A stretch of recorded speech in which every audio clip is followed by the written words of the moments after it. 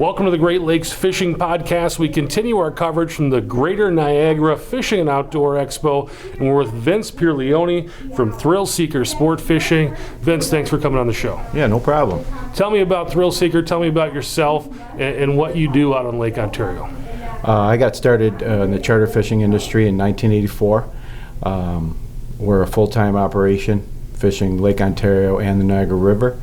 We also travel New York and Canadian waters, fish all the major tournaments, and we're just proud of what the Great Lakes have become, particularly with the chinook salmon fishery. Yeah, you've been around for a while. You've seen a lot of different things come and go. What port are you out of?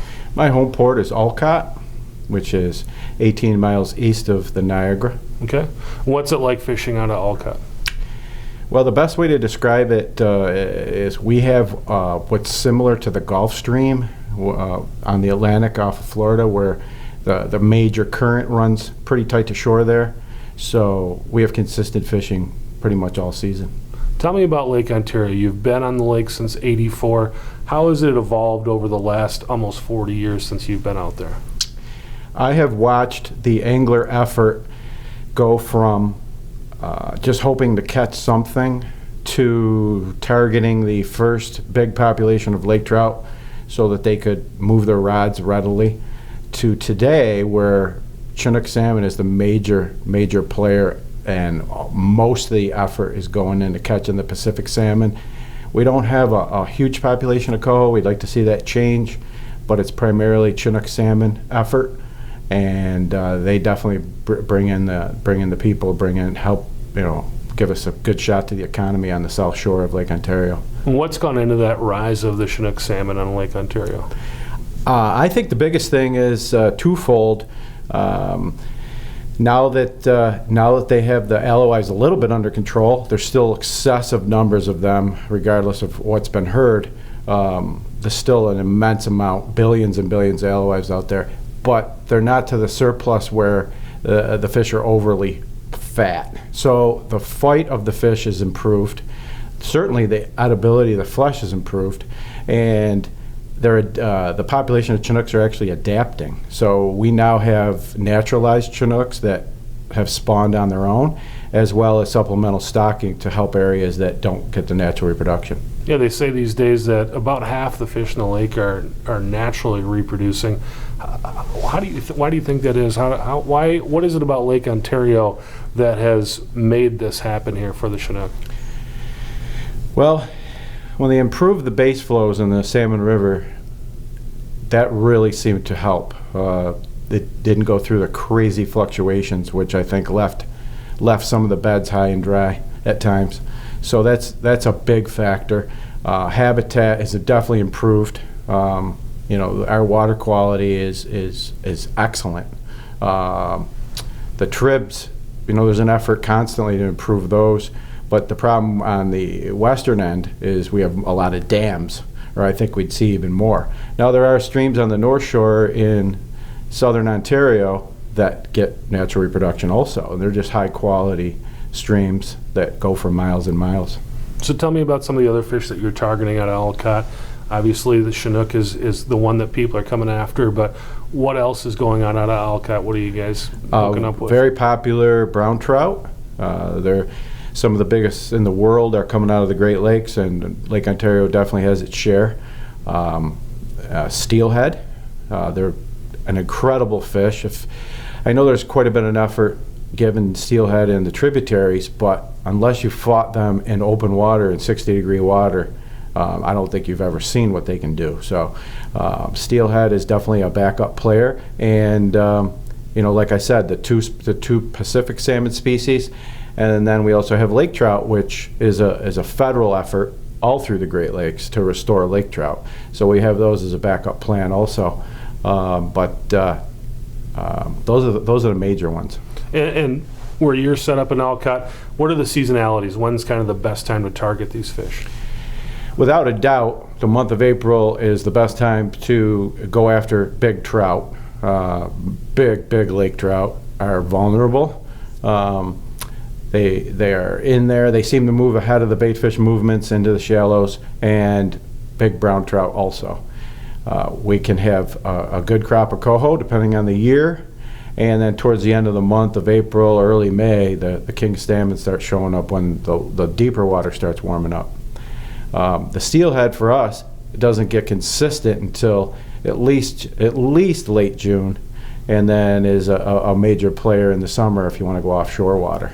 And how do you target those fish in the spring when you're going after those browns and the rainbow in the early part of the year? So in the early part of the year, it's really about water temperature. If you find the warmer bands of water with a little bit of color in them, because super clear water, the fish are very skittish, and I believe also that the bait fish doesn't like to be in super clear water because they feel vulnerable.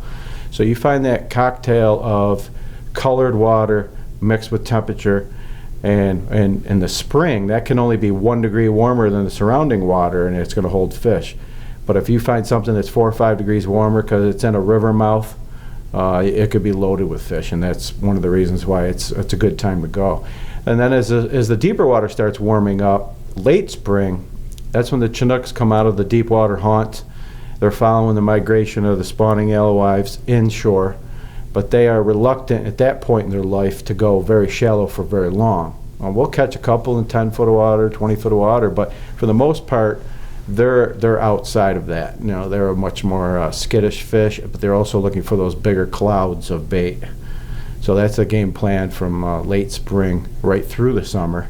And then in the summer, we got to start keying on the migrations of the salmon, and at times they can be found on current lines offshore, temperature breaks, things like that that'll hold fish day after day unless you get a big wind event.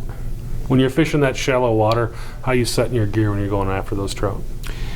So the brown trout in the early spring are usually in under 20 foot of water. So we run a lot of we run big boards at times. There's other times we might utilize inline boards with body baits, and then we're going to run shallow set downriggers with spoons and control our bait depth that way, even though we might be in less than 10 foot of water. Now, lake trout will visit that depth, but they're more readily caught in 40 to 200 foot of water in the spring, and they could be only 30, 40 feet down, but they're in those depths, usually on a temperature break or a color change. So when those temperature breaks and those thermoclines start setting up and you're going out there after the Chinook, what's a typical set for you look like? Typical set late spring? Well, as the season progresses, that thermocline sets up and you're going after the Chinook. What does that look like for you? It's going to be three riggers, 2 to 4 divers, and then usually about 3 what we call junk lines, which could be lead core or copper. Mm-hmm. So what do you think that kind of the secret to getting these fish? Don't give away your big secret here, but what's some tips that you can give people when they're out there targeting fish that you feel like are kind of a game changer for you? The biggest game changer is develop your own approach, and don't get knocked off that too easy. We're living in a time when there's just multitudes of information being piped in daily, where it wasn't like that even 30, 40 years ago. So if you develop confidence in your approach, it's going to make you a better fisherman, because that's always going to be what you're going to lean on. But I would say just attention to detail, the little stuff. You know, it's a big deal. You know, it might be a particular trolling direction where you're getting hit left and right, but when you turn around, you're just not getting it going. Now that could be you're letting your speed waver, going back the other way, but it also could be that's the way the bait's moving that day, mm-hmm. and you're just not going to match those results. So if you start monkeying around with your set, you may end up catching almost nothing. Mm-hmm. Where you learn to read the day for the type of bite it is. If it's a grind bite, it might be good to, you know, just to take those fish on the one direction. Yeah, how often do you switch gears when you're out there and you're seeing things that maybe not quite what you're looking for? How do you switch gears if maybe you get out there and the bite isn't what you were looking for? In our case, because we're on the water almost daily, it's almost always location. And so you got to make a decision if you're just going to troll in one direction until you find that pile or a pocket you were on. But if something dramatic occurred with a big upwelling or something like that, you may actually have to pick up and run to find the action that you had. So it's location usually for me, but you learn to read the day too. If you're having a lot of different adverse weather situations going on, they could be getting less aggressive, more negative, and then you may have to thin your set out, or, respect the fact that they're probably spooky. Mm-hmm. How does wind affect the fishery in your area?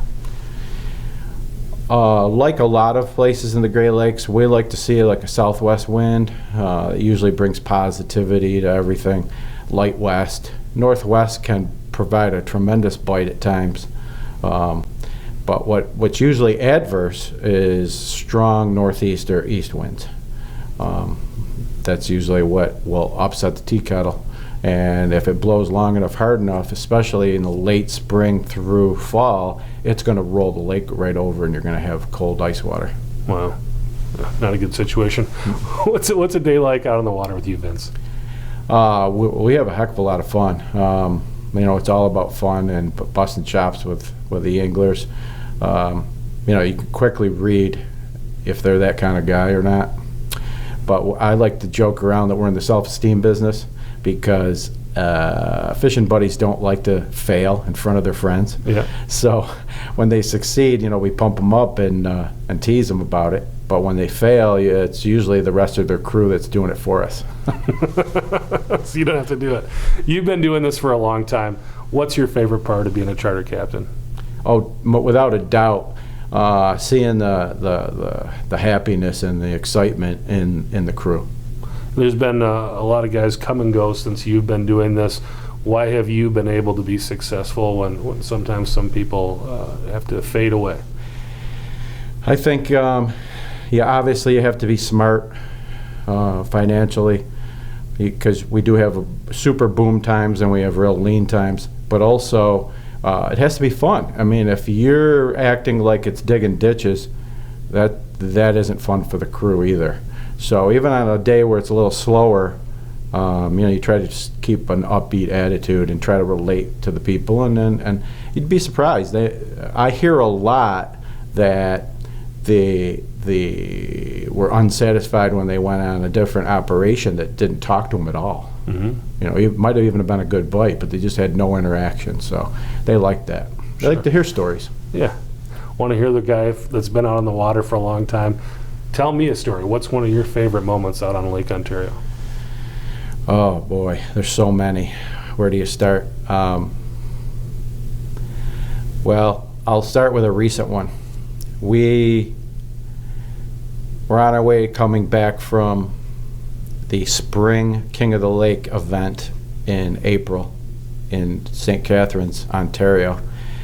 And at the time, Lake Erie was icing out, and it was all coming down the Niagara River. And there was a wall of heavy ice. So what should have took 45 minutes to get back was taking hours, because we had to make an enormous swing to avoid the heaviest ice. And the stuff we saw on that ice was incredible. We saw patio sets. Some of them were still upright. I mean, they just got lifted right off the deck they were on. I mean, that's part of what we're dealing with now with the higher water. But that ice event, that was incredible. Awesome. Vince, I know you've got a seminar coming up. I want to get you out of here, but really appreciate you coming on the show. Is there something you wanted to share that you didn't get a chance to? I'd just like to, let the younger anglers know that, you got to stay involved. There's people out there that don't want to see Pacific salmon in the Great Lakes, and you have to stay active with that, because, in my opinion, the fact that man introduced Pacific salmon to the Great Lakes is no different than a seagull that drops a fish over a farm pond, and now they're in there. There's nothing to be ashamed of. In fact, it's been nothing short of phenomenal success, and turned what was a wasteland when I was a young child into into just nothing but a fantastic success story with a lot of life-changing events for people. If people want to know more about you and about ThrillSeeker, how do they find you? Website is www.teamthrillseeker.com, and we're on Facebook at ThrillSeeker Sport Fishing. Awesome. Vince Pierleoni, thanks for coming on the show. Thanks for doing what you do and helping people learn more about fishing. I think people are going to look forward to hearing your seminar. Thank you. Appreciate it. Thanks for listening. Thanks for watching. We'll talk to you next time.